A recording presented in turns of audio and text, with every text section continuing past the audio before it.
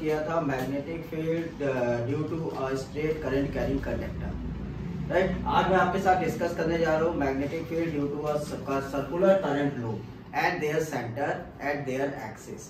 तो सबसे पहले हम लोग देखते हैं the case magnetic field at the centre of current conducting loop. Okay, so here एक मैग्नेटिक सर्कुलर लूप कंसीडर कर ले रहा हूँ, this is a circular loop. Okay, और ये अज्यूम कर रहे हैं कि इस सर्कुलर लूप पर जो करंट फ्लो कर रही है उस करंट की वैल्यू है I, और from the centre radius of this circular loop is taken as R।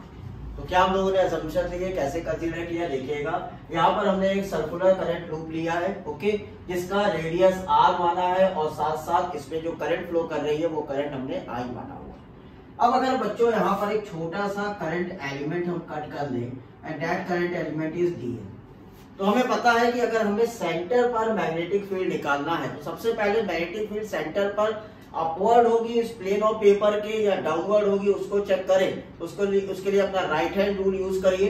Current के डायरेक्शन में देखिए ऐसे करंट का डायरेक्शन फ्लो कर रहा है, करंट के डायरेक्शन पे अपना थंब रखिए और जिस पॉइंट पे मैग्नेटिक फील्ड निकालना है उस पे अपने फिंगर को शो करिए लाइक दिस। अगर आपका ये पाम इनसाइड है तो इसका मतलब the direction of magnetic field is inside और इनवर्ड। अगर ये पाम आपका ऊपर आ जाता तो करंट का डायरेक्शन अपवर्ड रहता, right, through the plane of paper. तो अगर यहाँ पर सिचुएशन देखें तो यहाँ पे डायरेक्शन ऑफ मैग्नेटिक फील्ड जो है वो इनवर्ड है, और डायरेक्शन ऑफ मैग्नेटिक फील्ड अगर इनवर्ड है बच्चों तो उसको क्रॉस साइड से शो कर देंगे। तो यहाँ पे हमने एक चीज सीखा कि direction of magnetic field at the centre of this circular loop is inside the paper, right, और डाउनवर्ड। ओके, नाउ अगर हमें मैग्नेटिक फील्ड इस पॉइंट O पर, मान लीजिए पॉइंट O मान लेता हूं मैं सेंटर को, पॉइंट O पर निकालना है तो सबसे पहले तो हमें बायो-सावर्ट लॉ को यूज करना होगा। So by the Biot Savart law we all know that the formula for the magnetic field is dB equal to mu naught upon 4 pi I dl vector cross r vector upon r cube. Okay, so this is the Biot-Savart law magnetic field formula in terms of vector form.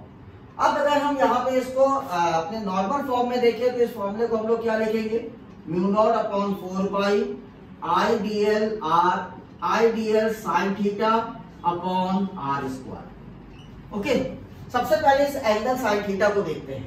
अब यहाँ देखिए, आप ध्यान दीजिए, तो ये dl element और r दोनों एक दूसरे के perpendicular. So here element dl is perpendicular to r, so what the value of theta will be? Theta will be become 90 degree. तो साइन ऑफ 90 बच्चों हम सबको पता है जिसकी वैल्यू होती है 1। तो यहाँ पे इस सिचुएशन पर dl और r वेक्टर एक दूसरे के परपेंडिकुलर है, जिसके कारण साइन 90 1 हो जाएगा।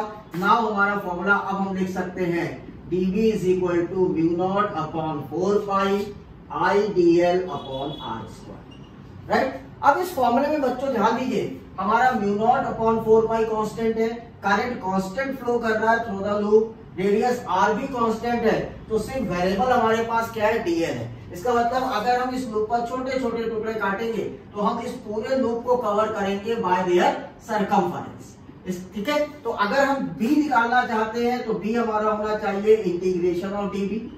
तो यहाँ पर इंटीग्रेशन अगर लेंगे आप राइट हैंड साइड पर तो mu naught upon 4 pi I by r square तो कांस्टेंट होगा।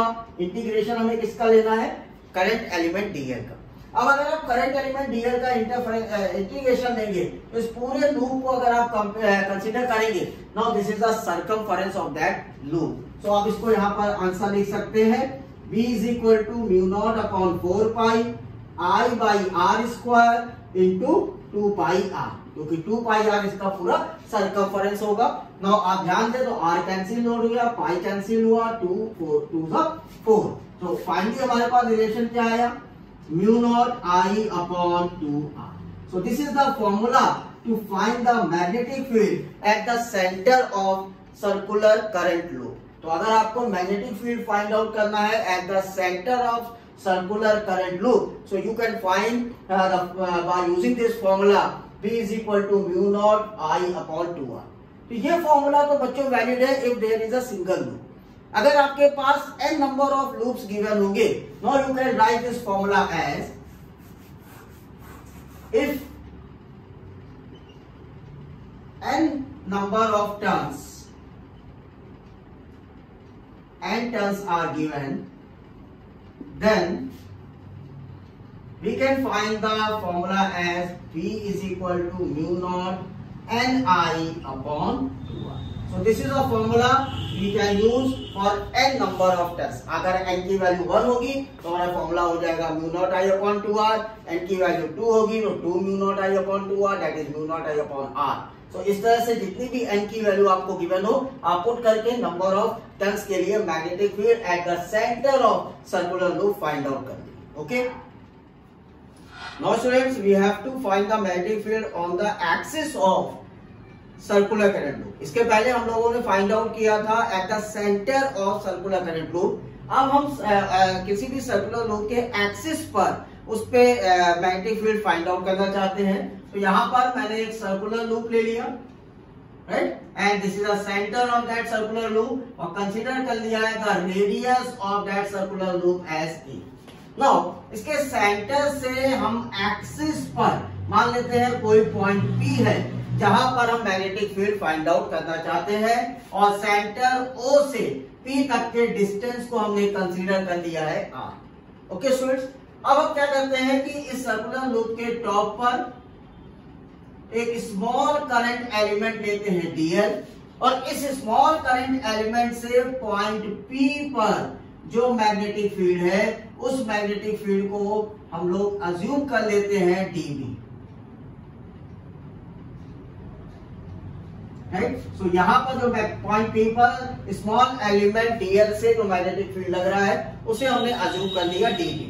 अगर मान लीजिए हम यहाँ पे बॉटम पे भी एक same small element dl length का ले लेते हैं तो इससे भी जो मैग्नेटिक फील्ड आएगा वो मैग्नेटिक फील्ड हमारा रहेगा dB। तो मैग्नेटिक फील्ड की वैल्यू तो बच्चों सेम रहेगी। ओके, लेकिन हमें बच्चों एक्सिस पे निकालना है। तो यहाँ पर अगर हम कहें कि this angle is phi, so in that condition ये dB हमारे जो है वो दो रेक्टेंगुलर कंपोनेंट में डिवाइड हो जाएंगे। The one rectangular component horizontal and the other rectangular component vertical. So here if this angle be phi, so ये हमारा कंपोनेंट हो जाएगा dB cos phi and this component is dB sin phi, right. तो इसका मतलब क्या हुआ? इसका मतलब है जो पॉइंट P पर, पॉइंट P यहां छूट गया बच्चों, अलग से लिख दे रहा हूं मैं, पॉइंट P पर जो इफेक्टिव मैग्नेटिक फील्ड है that is dB sin phi. तो अगर हम dB की वैल्यू और sin फाई की वैल्यू को पता कर ले तो हमें net magnetic field dB sin phi की पता चल जाएगा। तो सबसे पहले तो dB पता करना है, इसका मतलब magnetic field at the point P पता करना है और इसको पता करने का सबसे इजी तरीका है Biot Savart law. So for Biot Savart law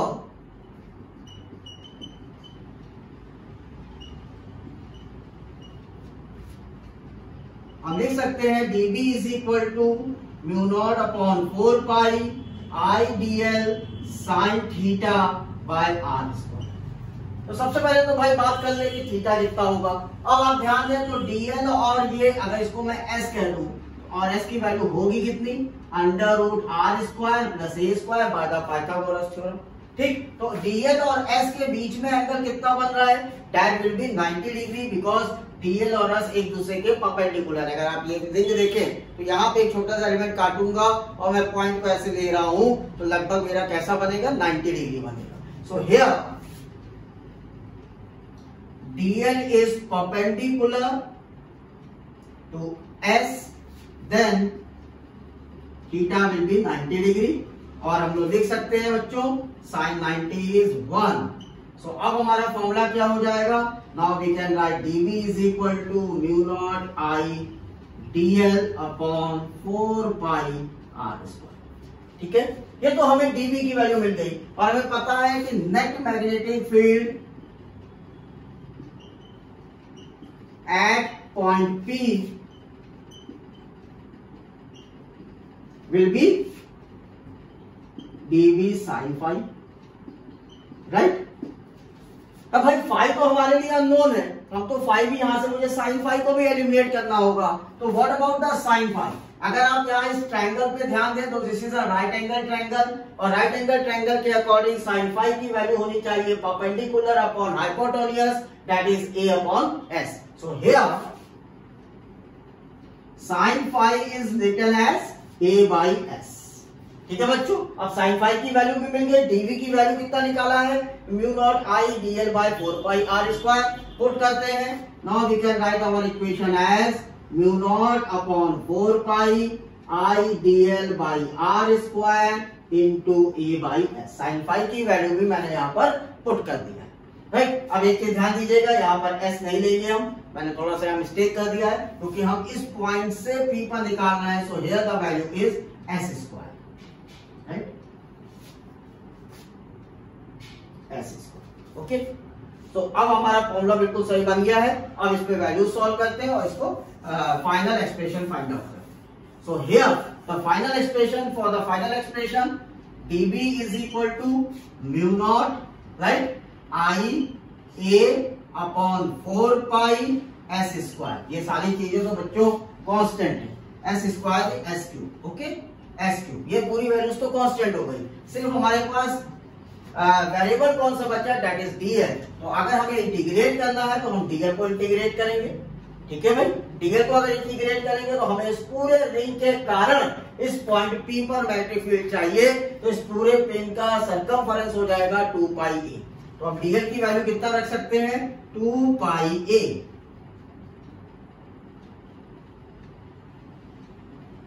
2 pi a. So pi cancel out, 2 cancel out. Right, तो हमारा फाइनल रिजल्ट हमें बच्चों क्या मिल गया. चलिए फाइनल रिजल्ट पर आते हैं. फाइनल रिजल्ट हमारे पास आ गया b is equal to mu naught i a square upon 2s cube. अब s की वैल्यू कितनी थी, under root r square plus a square. Put कर दीजिए, mu naught i a square upon 2 r square plus a square power of 3/2. So this is the formula to find the magnetic field at the axis of the circular ring. Right? तो ये तो formula हमारे लिए single loop का हो गया. अगर बच्चों हमारे पास n number of loops given होंगे तो हम फॉर्मूले को क्या लिखेंगे, इसे मैं हटा रहा हूँ, आपने नोट कर लिया होगा. सो अगर if n number of turns are given,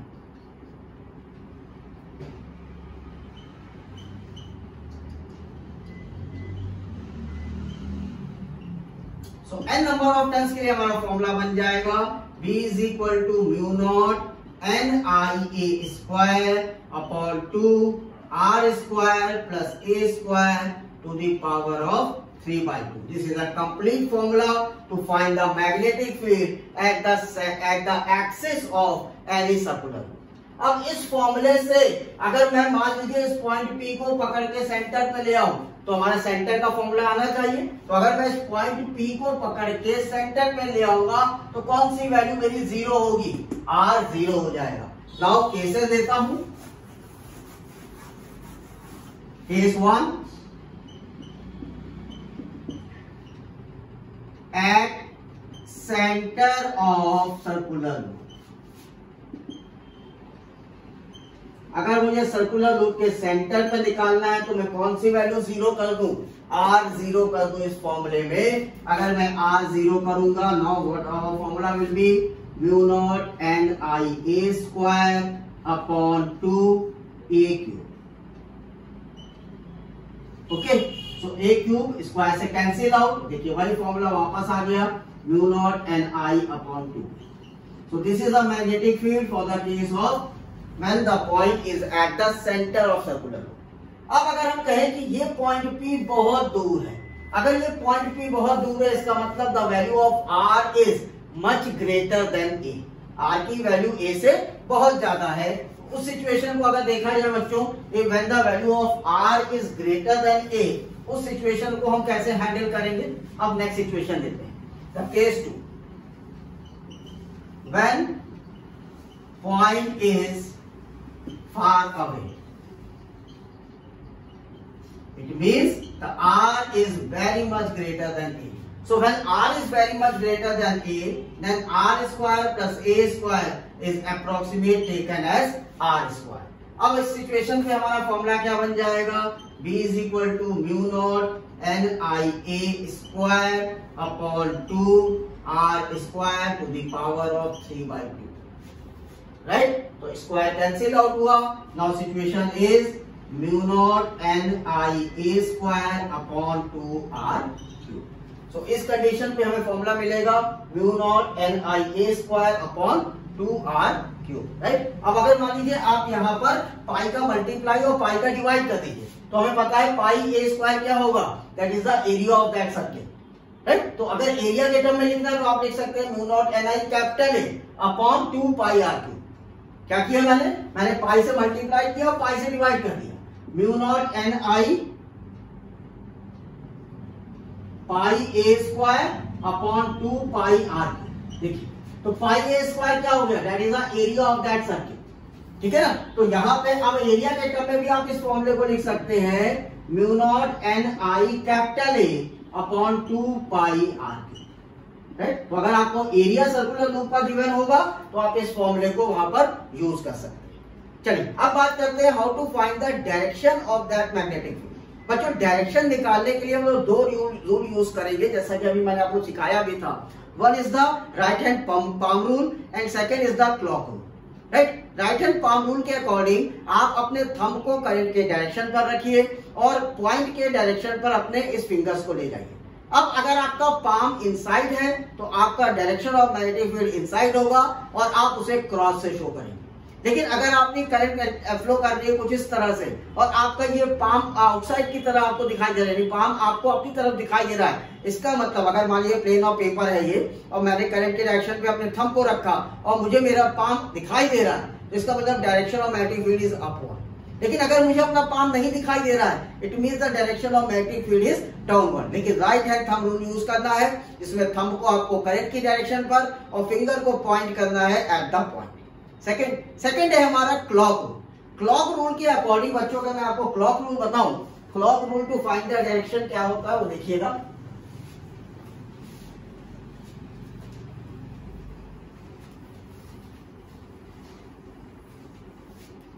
clock rule अगर हम देखें बच्चों,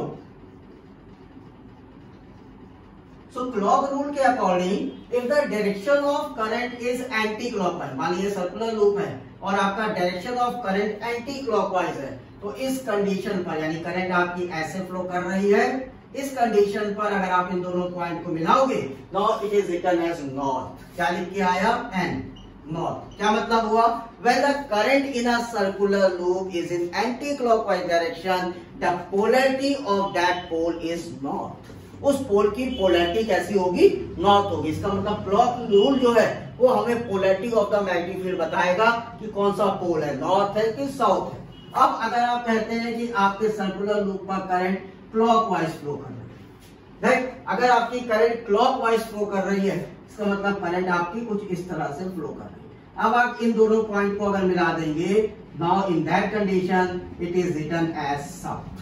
इसका मतलब when the current is flowing in a clockwise direction, the polarity of the pole is south pole, right? So this is the method to find the pole. Clock rule जो है वो आपको बताएगा कि कैसे आप पोल का पता करेंगे, कौन सा पोल है, नॉर्थ पोल की साउथ पोल। तो तरीका कहता है when the current is anti-clockwise direction, the pole is north pole, and when the current is circular loop is a clockwise direction, the pole is the south pole. ये तो बात हुई कि how to determine the rule to find the direction of magnetic field. अब अगर आप बच्चों magnetic line of forces की बात करोगे, तो मैग्नेटिक लाइन ऑफ फोर्सेस के लिए सर्कुलर लूप पर मैग्नेटिक लाइन ऑफ फोर्स जो है एट द वायर साइड हमेशा कंसेंट्रिक सर्किल होगा।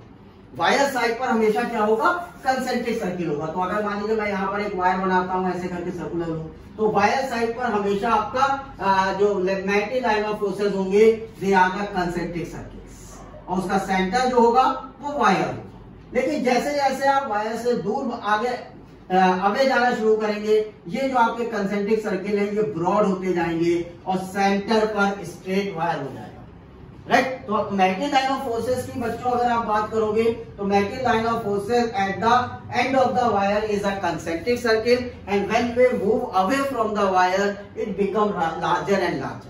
And at the centre it become a straight wire. Okay, तो सेंटर पर ये कैसा हो जाएगा, स्ट्रेट वायर की तरह हो जाएगा।